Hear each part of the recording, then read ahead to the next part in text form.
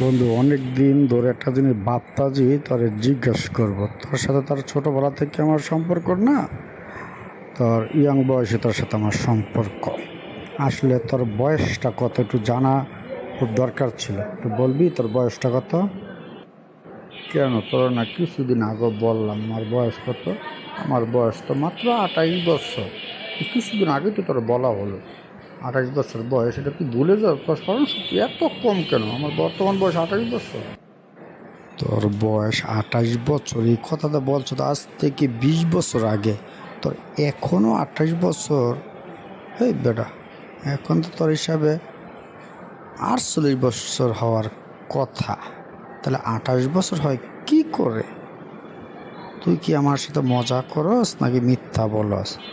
20 বছর আগেও বললি 28, কিছুদিন আগেও বললি 28, 10 বছর আগেও বললি 28, 5 বছর আগেও বললি 28।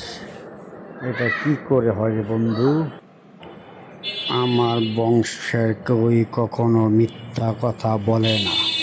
আমি 20 বছর আগে যা বলেছি, 10 বছর আগে যা বলেছি, দুদিন আগে যা বলেছি, এখনও তাই বলছি।